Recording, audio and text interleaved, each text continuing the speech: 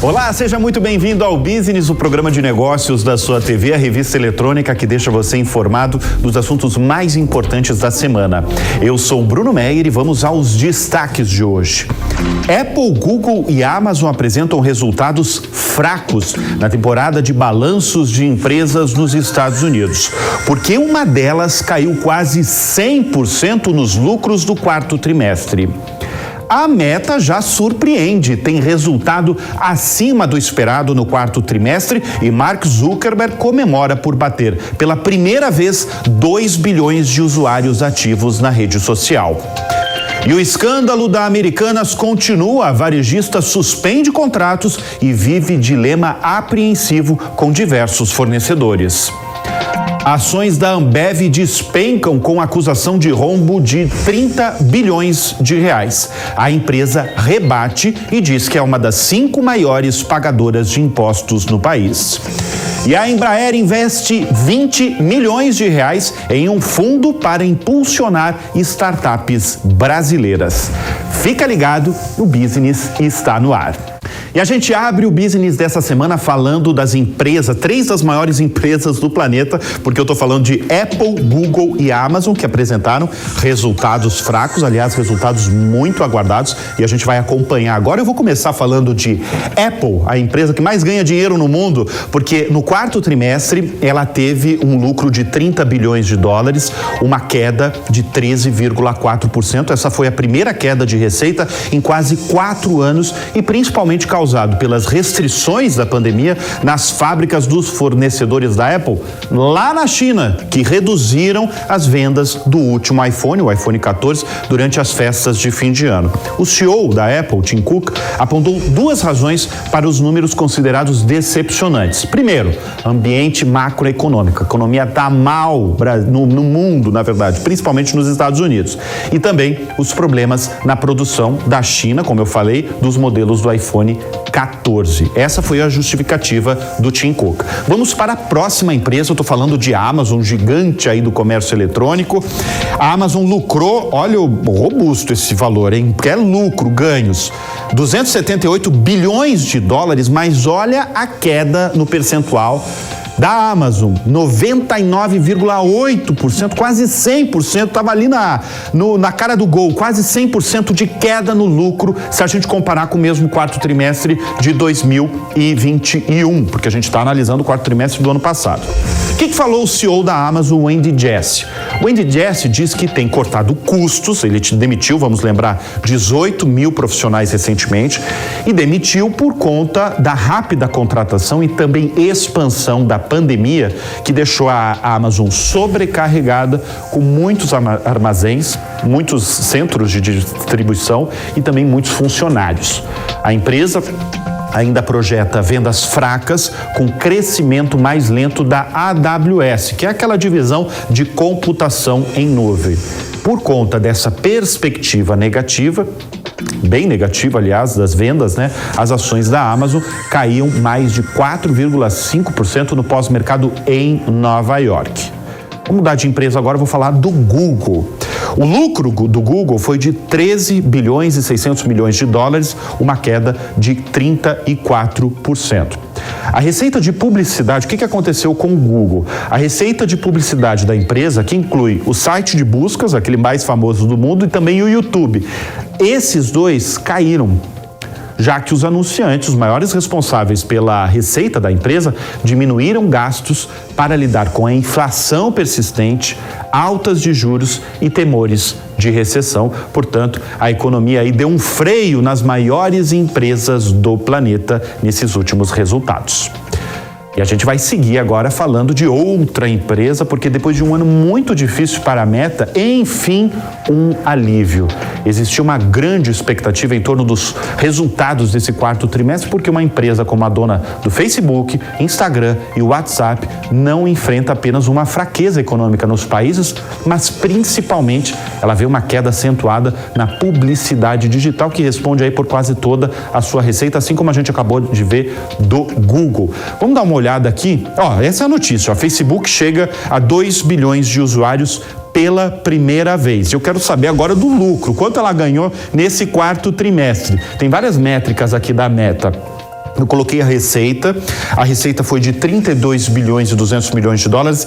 Importante falar, foi acima das expectativas. Lucro da Meta, 4 bilhões e 650 milhões de dólares, uma queda de 55%. Mas o investidor meio que não olhou para o lucro dessa vez. Ele olhou a receita, que veio acima das expectativas, e principalmente o número de usuários ativos diários do Facebook, que bateu 2 bilhões de usuários. Foram mais de 70 milhões a mais em relação ao ano anterior. Por que esse número é tão importante? Porque é um número que se retroalimenta. A Meta registrou vendas acima do esperado por uma forte demanda de publicidade, uma vez que mais usuários estão na rede social. Ela precisa de muito usuário para vender anúncio.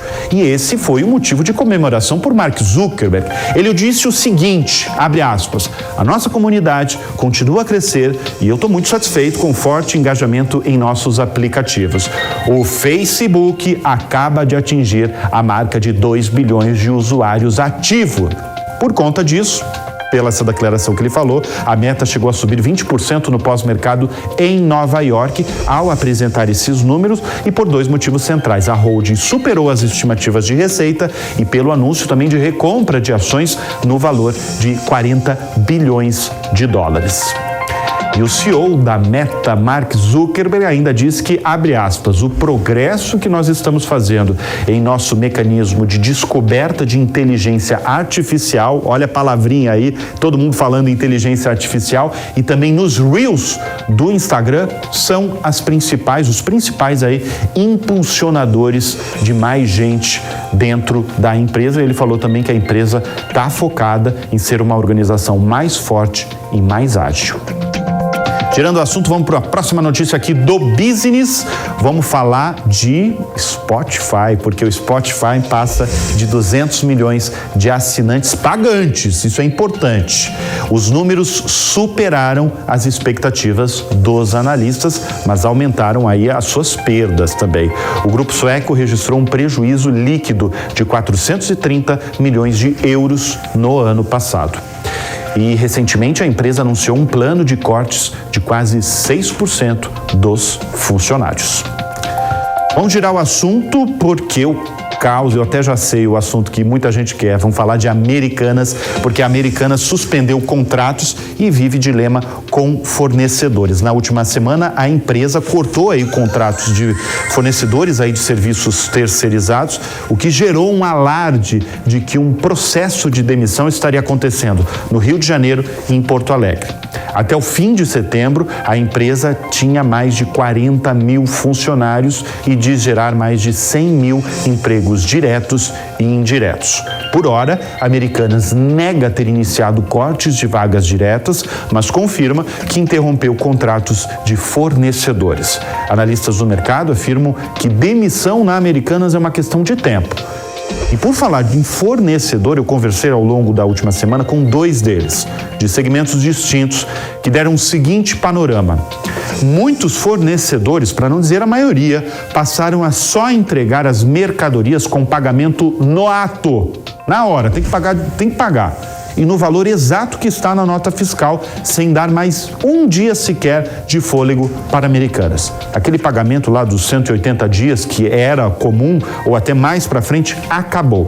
Portanto, os pedidos chegam para os fornecedores, mas os caminhões para entregar nas lojas, entregar de chocolate, entregar roupa, só saem com dinheiro em caixa. Qual que é o risco disso? O risco é virar um grande problema operacional, de chegar ao ponto de faltar produtos nas gôndolas das lojas. A varejista, portanto, ela precisa hoje de dinheiro em caixa, o chamado capital de giro, para pagar fornecedor, pagar os 40 mil funcionários e aluguel pelo país.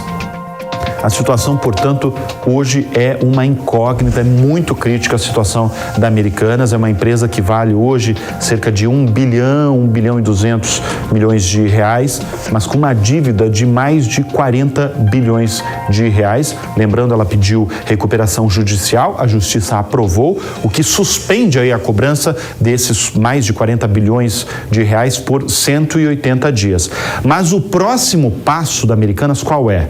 Esse plano com as explicações em que condições Americanas vai pagar o que deve. Será que vai ser aceito esse plano pelos credores? Esse é o próximo passo da Americanas e uma pergunta sem resposta. É bem crítica a situação da Americanas, né? E a gente vai seguir com o assunto da Americanas. Vamos para a próxima notícia do business que gira em torno, vocês vão entender aí. A Ambev, a gigante de bebidas cerveja, despenca com uma acusação de rombo de 30 bilhões de reais. As ações caíram durante a semana por conta da ligação que a maior cervejeira do Brasil tem com a Americanas, acredite se quiser. No caso, ambas as empresas têm os mesmos acionistas. O trio Jorge Paulo Lemann, Beto Sicupira e Marcel Telles, 3 dos homens mais ricos do planeta.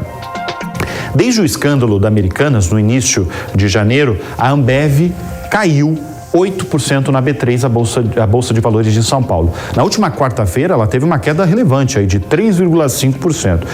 E tudo começou essa queda aí de 3,5%, porque uma nota do site da revista Veja mostrou informações de um estudo contratado pela Associação Brasileira da Indústria da Cerveja, que representa produtores menores do que a Ambev. Esse relatório da associação diz que a gigante das cervejas teria dívidas de impostos federais, estaduais e municipais na ordem de 30 bilhões de reais. Um roubo multibilionário e decorrentes de manobras tributárias na Zona Franca de Manaus. A Ambev rebateu, diz que as acusações da associação não têm qualquer embasamento e que a Ambev está entre as 5 maiores pagadoras de impostos no Brasil. O economista André Paiva, da AC Consultores, que fez o relatório, disse horas depois que o rombo de 30 bilhões de reais diz respeito a toda a indústria de bebidas frias da Zona Franca de Manaus e não só da Ambev.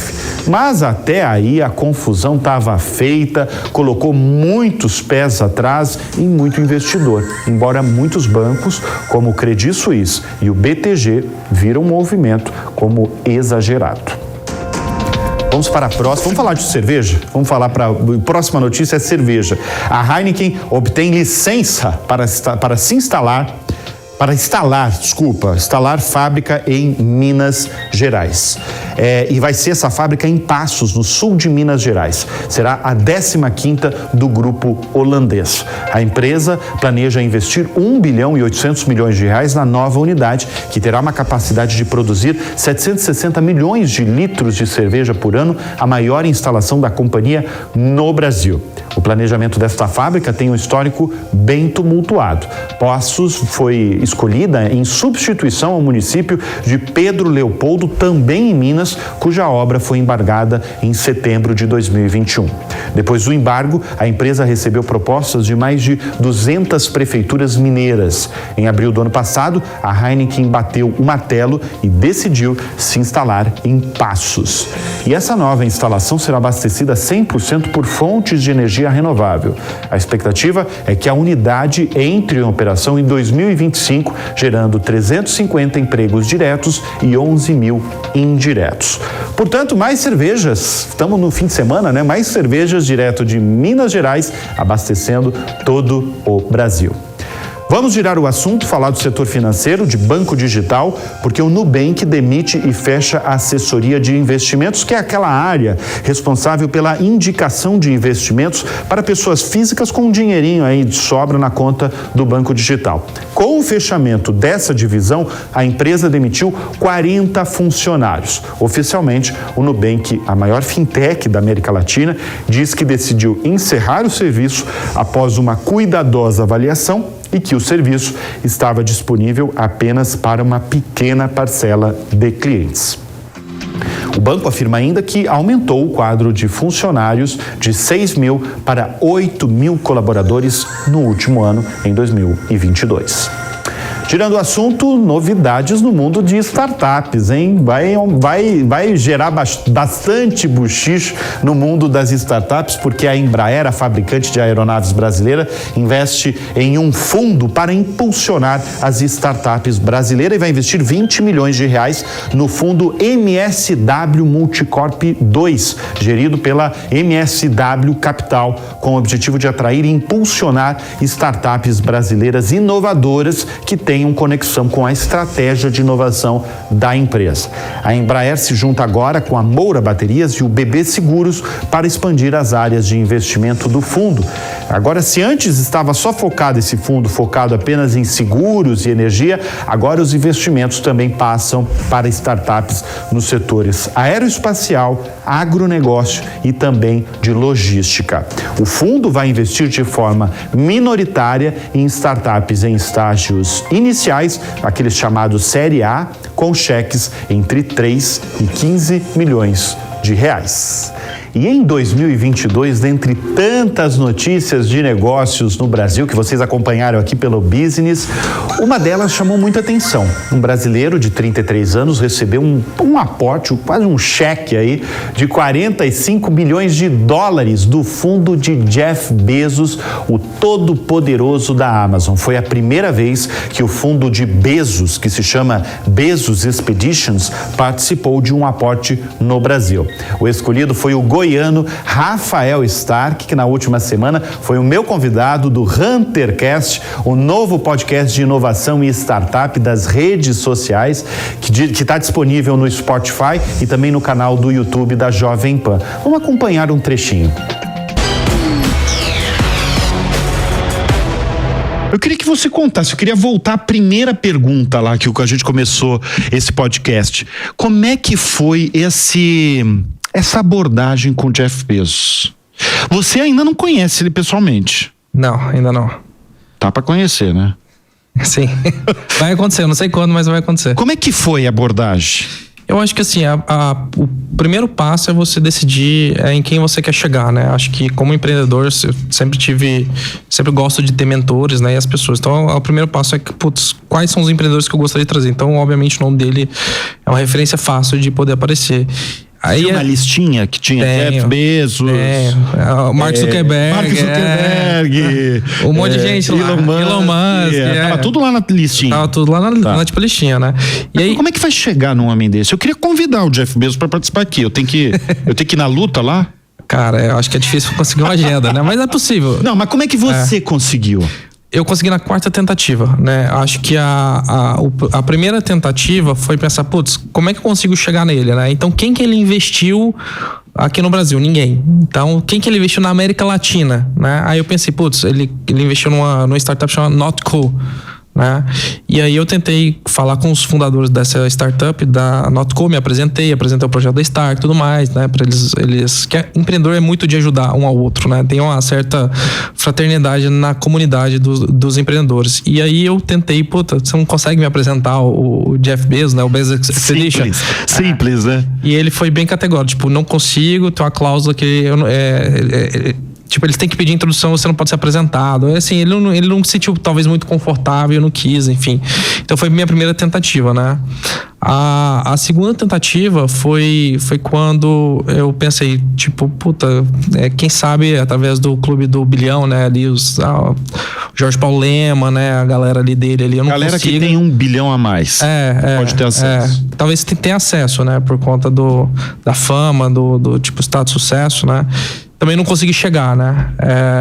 Foi a segunda tentativa. A terceira tentativa foi quando a gente tinha levantado o nosso Series A, né? Que foi o Locke Gruen que liderou, né? E ele trouxe vários outros empreendedores muito legais, né? Para dentro do cap table também alguns bilionários, né? E eu tinha pedido, vi que o Locke tem um network muito bom, eu tentei através dele, né, conseguir, né? Foi a terceira tentativa, acabou também não dando certo, o Locke não conseguiu chegar até nele, né? E quando a gente levantou o Series B, veio a quarta tentativa que eu falei, cara, quero trazer ele no nosso Series B, né? E aí um dos nossos investidores que entrou no A... Series B, só para quem não sabe o que é. É uma... Não, são estágios da são empresa. Estágios, tá. Então, assim, depende muito do quanto você captou para a empresa, né? De quanto você recebeu de aporte, né? Então, define mais ou menos em que estágio você tá, né? Então, o Series B é um cheque de mais ou menos entre 20 milhões de dólares e 50 milhões de dólares, né? Então, o nosso foi 45, então, assim... Foi ali naquela faixa ali. Sim. E aí, tinha um dos investidores, né? Que entrou na rodada anterior, que ele viaja com o Jeff Bezos, amigo pessoal, né? E aí pedi, apresenta, né, tudo mais. Ele me apresentou pra responsável do tipo Business Expedition, do Family Office, né. Eu fiz um call com ela, conversei, me apresentei a empresa, os números, a atração, quem que já tinha investido, quem que estava entrando nessa rodada. E ela se animou, né, então ela fez um memorando de investimento, mandou pra ele, né, pra ele tomar a decisão se investir ou não. Ele fez, né, joinha pra cima. Jura? Foi assim? Não sei, é brincadeira, entendeu? Vai, segue. Né, imperador romano. Vai. Sim. E aí, aí eu recebi um e-mail, né, dela, depois em outro momento posso até te mostrar o e-mail falando, olha, o Jeff aprovou o investimento. Caramba, imagina receber, você lembra o assunto? Não. Accept. Alguma coisa? E aí recebeu o e-mail dizendo que ele tinha aprovado. Nossa, me senti a melhor pessoa do mundo nesse dia.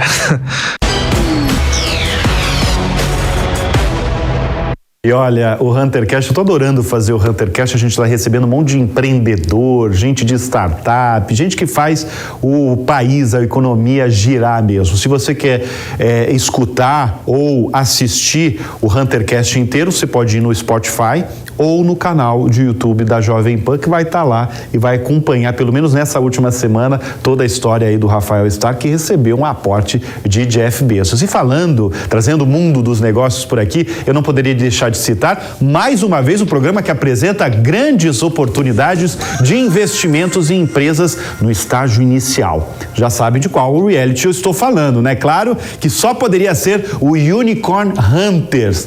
Steve Wozniak, que é o cofundador da Apple, o Lance Bass, empresário, investidor e ex-NSYNC ainda, músico, estão juntos com o Círculo do Dinheiro na caçada do próximo unicórnio. Desta vez teremos uma inovação tecnológica no universo das academias. Vamos dar só uma olhada o que nos espera.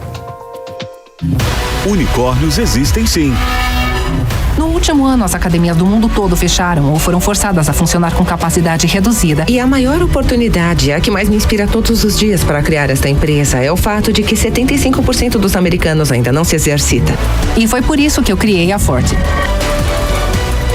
Esse vai ser um mercado competitivo. Então é hora do jogo. Quem está comigo? Bom, a Forte, essa que vocês acabaram de ver, é uma empresa que ajuda academias a criarem uma experiência digital premium e surgiu durante o período da pandemia, como muitas, né? Quando elas precisaram fechar por conta dos riscos de contaminação de Covid-19. Bom, fica ligado que neste domingo, às 5:30 da tarde, nós iremos apresentar mais um episódio de Unicorn Hunters, o reality que está revolucionando a forma de investir em empresas emergentes. Vamos agora falar sobre o mercado automotivo, falar de Tesla. A Tesla de Elon Musk apresentou lucros acima do esperado no último trimestre, o que sinaliza aí uma força ao recente questionamento que a empresa tem passado sobre a real demanda de consumidores pela linha de veículos totalmente elétricos da montadora. A fabricante de veículos elétricos registrou um lucro líquido de 3 bilhões e 687 milhões de dólares no quarto trimestre de 2022, uma alta de 59% em relação ao mesmo período de 2021. As entregas da Tesla no ano passado totalizaram mais de 1.310.000 carros elétricos, um recorde para a empresa, depois que a montadora iniciou a produção nas fábricas no Texas e nos Estados Unidos e em Brandenburgo, na Alemanha. Mas mais do que comemorar, olha o que o Elon Musk falou, ele fez um alerta em teleconferência com investidores. Ele disse o seguinte, que a principal rival da montadora não deverá ser uma fabricante europeia de carros, como uma Volkswagen, por exemplo, mas sim uma montadora vinda da China. E o empresário, essa é a notícia aqui, olha, o Elon Musk diz que a principal rival da Tesla será uma montadora chinesa. O empresário diz que as empresas automotivas da China trabalham mais arduamente e de maneira mais inteligente, descrevendo as empresas de carro do país como as mais competitivas do mundo. Quando o Elon Musk fala, é bom escutar, porque ele realmente entende do negócio. Tem muita gente que critica, fala não gosta dele. Você pode não gostar do Elon Musk, mas que o homem entende de negócio, ele entende. E por falar do setor automotivo, sabe quem eu vou chamar aqui, né? É o meu amigo Alex Rufo, apresentador aqui do Máquinas na Pan da Jovem Pan News, que estava, sabe onde? Em Londres. E ele veio, ele trouxe grandes novidades de Londres direto aqui para o Business. Vamos acompanhar. Mobilidade Londres. Mobilidade urbana e sustentabilidade. Esses são os principais conceitos de transformação da capital inglesa. A preocupação com o cidadão e com o serviço de transporte em Londres tem como base a infraestrutura logística e até mesmo a conveniência dos motoristas que têm à frente das suas casas local assegurado para estacionarem os seus carros com espaços exclusivos para os moradores. Os car clubs, carros alugados por períodos curtos de tempo, não encontram problemas na hora de estacionarem os seus veículos ou de retorná-los à sua base. E os inúmeros pontos de recarga também não deixam na mão os proprietários de carros elétricos. O crescimento da Tesla em Londres é consequência de uma infraestrutura de eletrificação perfeita e de um planejamento urbano que evolui a cada ano ao lado do aumento da frota de automóveis. De forma a combater o congestionamento no centro da cidade, foram adotados pedágios urbanos na zona de maior tráfego de veículos, ou congestion zones. O controle é feito através de câmeras espalhadas pelas vias públicas.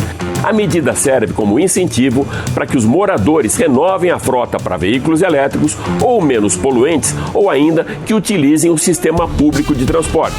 A taxa para a circulação na Congestion Zone varia de 15 a 18 euros, o equivalente a R$100. Com 9 milhões de habitantes, Londres é referência global de mobilidade urbana e de sustentabilidade.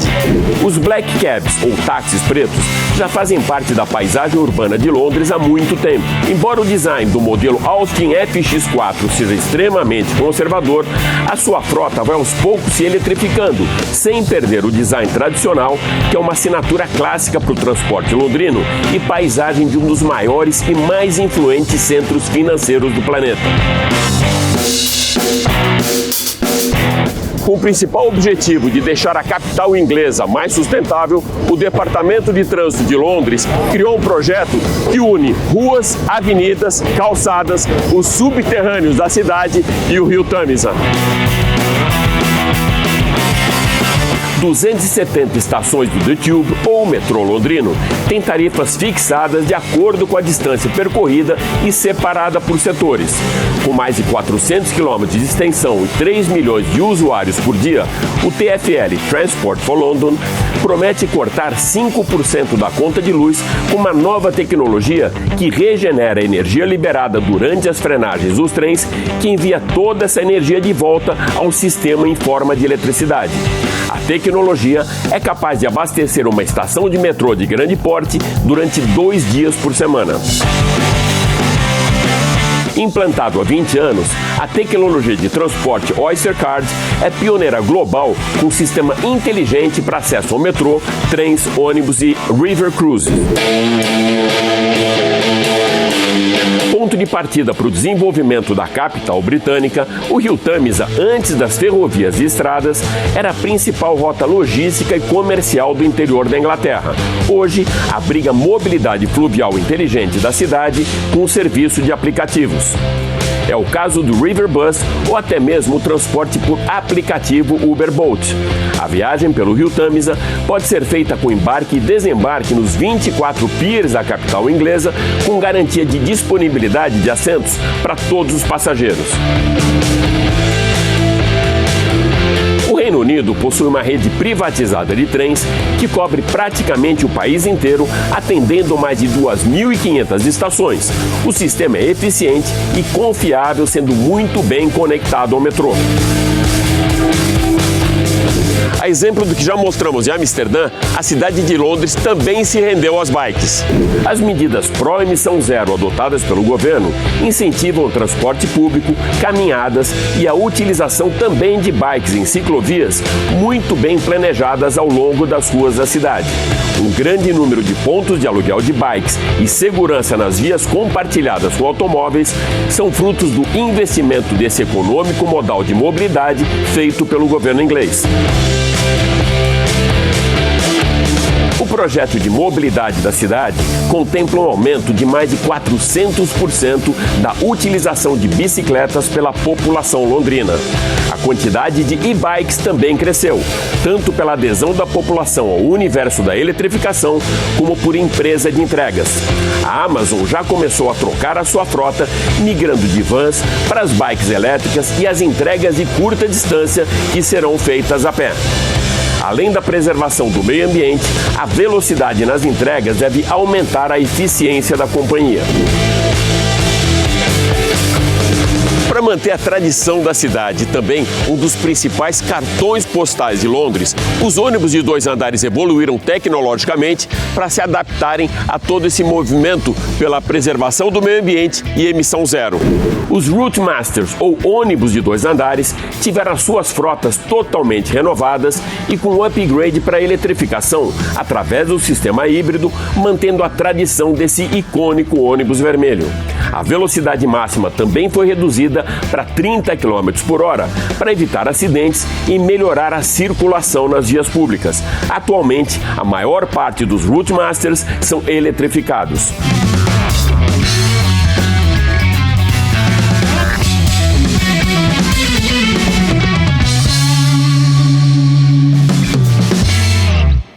E com essa super reportagem do Alex Ruffo, direto de Londres, matando saudade aí de Londres, eu me despeço de vocês, coloco um ponto final no business dessa semana, sempre agradecendo a sua audiência, a sua confiança. Muito obrigado e fica o convite já, porque na próxima semana a gente volta com novas notícias de negócios aqui na programação da TV Jovem Pan News. Até lá. Tchau, tchau.